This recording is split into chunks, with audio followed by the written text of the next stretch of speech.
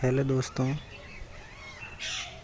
आज का हमारा टॉपिक रहेगा अ प्रेयर फॉर माय डॉटर, जिसको लिखा किसने था? विलियम बटलर येट्स, जो एक एंग्लो आयरिश पोएट थे, और इसको रिटन किया गया था 1990 में और जिसको पब्लिश करवाया गया था 1921 में, और इसकी कंट्री थी आयरलैंड एंड इसकी लैंग्वेज थी इंग्लिश। और सब्जेक्ट की बात कर लें तो आयरिश नेशनलिज्म पेरेंटहुड में इसको लिखा गया था। एंड ये जो माइकल रॉबर्ट्स एंड डेंसर नामक कलेक्शन से पब्लिश करवाई गई थी।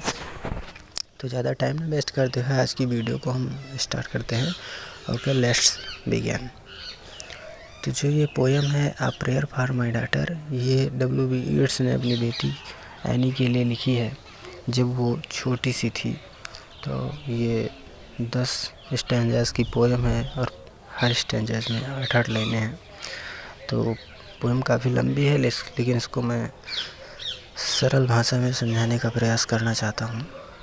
तो आप लोग के लिए शुरू करते हैं। A prayer for my daughter, ये जो है टाइटल है पोएम का। Once more the storm is howling and half hid, एक बार जब under the cradle hood and covered my child sleeps on, एक बार जब विलियम बटलर येट्स अपनी बेटी के साथ टूर वैली नामक टावर पर रहते थे, तो वहाँ पर एक तूफ़ान आया था और under the this cradle hood and covered my child sleeps on, और जो उनकी बेटी है वो एक पालने में आधी ढकी हुई लेटी है, उस पर सो रही है। There is no obstacle but Gregory wood and one bare hill where bye the hashtag and roof travelling wind. इस लाइन का मतलब है कि देयर इज़ नो ऑब्स्टिकल, कोई ऑब्स्टिकल नहीं है इसको रोकने के लिए। एंड वन बेयर हिल, केवल इसको एक ही चीज़ें रोक सकती हैं। Gregory woods and one bare hill, केवल वहाँ पर जो उस पहाड़ी पर स्थित है वही रोक सकता है। Where by the hashtag and roof travelling wind, और ये सूखी घास के ढेर और छत के लेवल का तूफान है, छत के बराबर आने वाला तूफान है। Bed the Atlantic can be stayed, और ये जो है ये अटलांटिक ओकेशन से आ रहा है। एंड फॉर एन आवर, और मैं 1 घंटे से आई हैव वॉक्ड, चल रहा हूँ, एंड प्रेड, और प्रार्थना कर रहा हूँ, because of the great gloom that is my mind, और जो मेरे मन में दुख है, जो ग्लूम है, उसको मैं सोच रहा हूँ और प्रेयर कर रहा हूँ और 1 घंटे से लगातार चल रहा हूँ। And heard the sea wind scream upon the tower, और ये टावर है, वैली है, यहाँ से इसकी आवाज़ पूरा सुनी जा सकती है। And under the arches of the bridge and scream, और इसको आर्चेज ऑफ द ब्रिज से भी सुना जा सकता है। In the elm above the folded stream and imagining in excited reverie, और जो है ये जो इमेजिन है वो एक्साइटेड रेवरी है, ग्लूम है।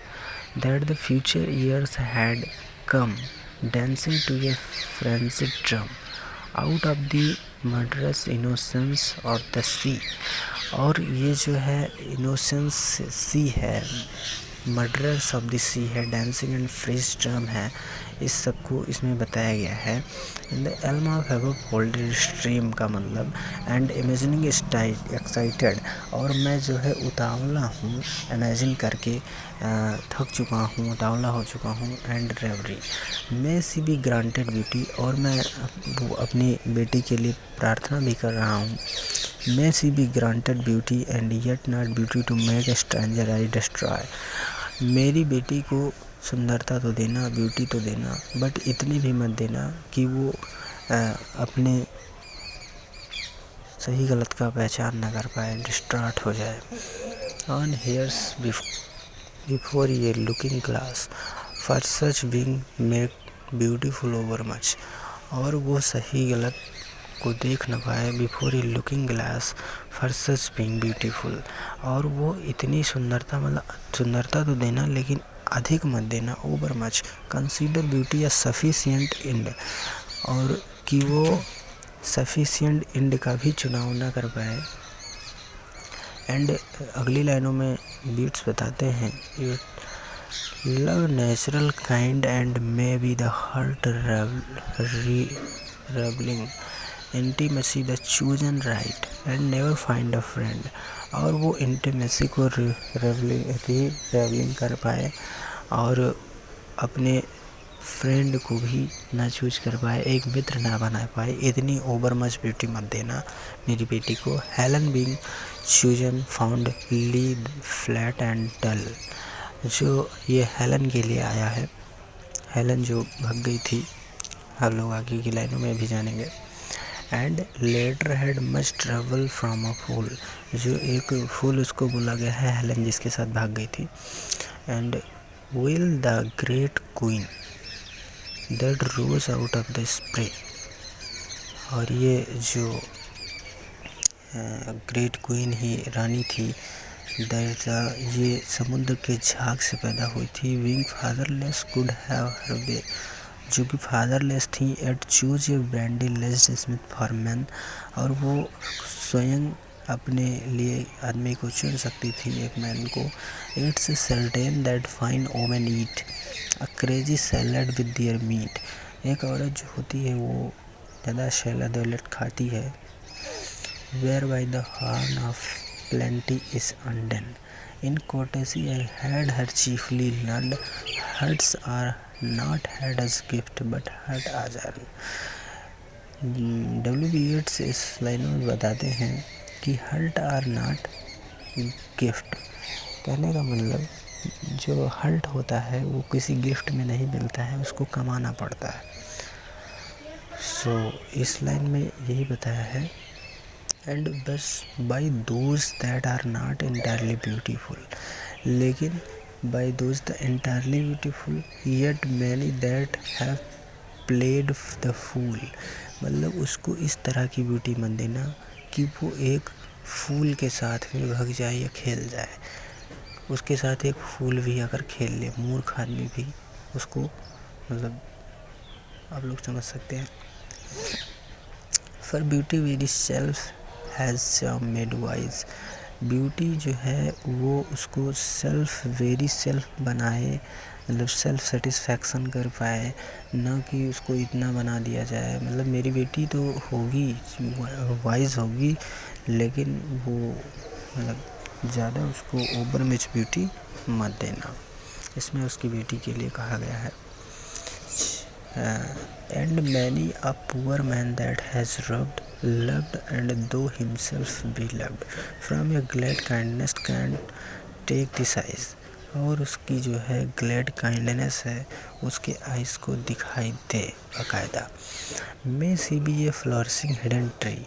जो फ्लॉरिशिंग हिडन ट्री होता है, मतलब एक पेड़ होता है फ्लॉरिशिंग का। That all thought may like the linnet be. उसमें एक लिनेट नाम का पक्षी, उसमें एक छुप के गाना गाता है। एंड हैव नो बिजनेस, उसको कोई काम नहीं रहता बट डिस्पेंसिंग अराउंड, लेकिन वो एक केवल अपने गीत गाता रहता है। दियर मैजनिमिटीज ऑफ साउंड, और वो अपनी आवाज़ से सबको लुभाता रहता है। नार बट मेरीमेंट बिंग ए केस, नार बट मेरीमेंट ए क्वेरल। और उसको इस तरह से कोई मतलब नहीं रहता है। नार Oh, many she lived like some green laurel, rooted in one dear perpetual place. My mind because the mind that I have loved। मेरे दिमाग में जो कुछ भी है कि जो मेरा प्यार था, वो सब चीज़ें सोच रहे हैं। W.B. Yeats the sport of beauty that I have approved. और मैं सुंदरता से मतलब भिन्न नहीं हूँ, अलग नहीं हूँ, मतलब अप्रूव्ड करता हूँ मैं सुंदरता को, ब्यूटी को। एंड प्रॉस्पर बट लिटिल, लेकिन बहुत ज़्यादा न कम न ज़्यादा।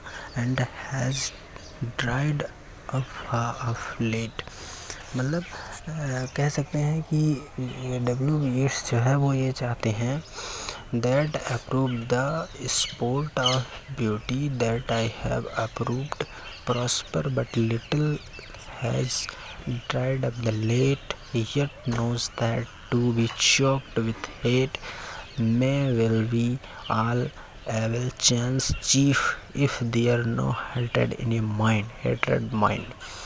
और उसको इस तरह का हेट्रेड माइंड नहीं पसंद है। Result of battery of the wind can never tear the linnet from the leaf। और वो पत्तियों में छिपा रहता है और उसको लिनेट बर्ड को कोई भी हवा तेजी से उड़ा नहीं सकती है, उसको गिरा नहीं सकती है। An intellectual hatred is the worst, so let her think opinions are accursed, have I not seen the loveliest woman born। क्या मैंने एक सुंदर स्त्री को नहीं देखा है, डब्ल्यू येट्स यही कहते हैं अपने इस पोएम में। Out of the mouth of plenty horn, और क्या मैंने प्लेंटी हॉर्न को नहीं देखा out of mouth, because of her opinionated mind. और ओपिनियटेड माइंड जो होता है, whether that horn and every good by quit nature understood that for an old willows full of angry wind, considering that all hatred driven hence the soul recovers radical's innocence and learns at last that it is self-delighting। और उसको इस तरह से बताते हैं अपनी पुत्री को, और सबका एग्जाम्पल दे रहे हैं, हेलन का दे रहे हैं और लिनेट बर्ड का दे रहे हैं, सेल्फ डिलाइटिंग का भी, और सेल्फ अपेजिंग एंड सेल्फ अफराइटिंग का वो एग्जाम्पल दे देकर अपनी पुत्री के बारे में सोच रहे हैं, प्रार्थना कर रहे हैं। And that is own sweet will is haven will, और उसको haven will and sweet will own, मतलब वो मधुरता तो पाएगी इस तरह से, मतलब ज़्यादा मेरी पुत्री इतने नहीं गड़बड़ होगी, मतलब वो मधुरता पाएगी हेवन विल। सी कैन दो every face should scowl and every windy quarter howl, I were every willow's breast be happy still, and may her wisdom bring her to a house। और वो जो उसका घर है, ब्रिज रूम है, उसके घर में वेयर आल द अकस्टम्ड सेरेमनियस, जो सेरेमनी है उसके, मतलब जिस घर में उसकी शादी होगी, ऐसा कह सकते हैं, जिस घर में उसकी शादी होगी वो अकस्टम्ड होगा। कस्टम्ड मतलब होगा उसमें संस्कार होंगे, सेरेमनीज़ होंगे, सेरेमनीज़ फॉर एरोगेंस होंगे एंड हेट्रेड, और उसके अंदर जो है क्या कहते हैं, नफ़रत वाली बात, या उस घर में नकारात्मक चीज़ें और नफ़रत किसी के अंदर नहीं होगी। Are the wares and peddled in the thoroughfares, और वो थ्रो फेयर्स होगा, पेडल्स होगा।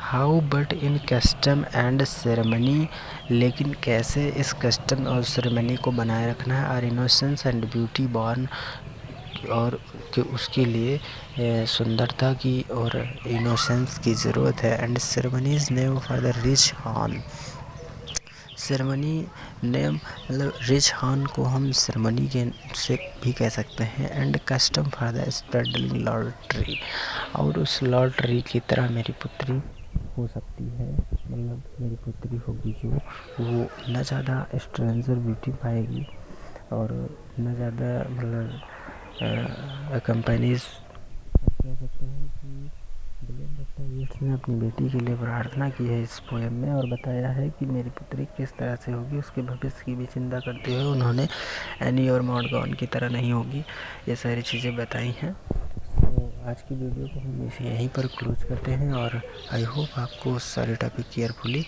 समझ में आया होगा। So thank you all of you, मिलते हैं।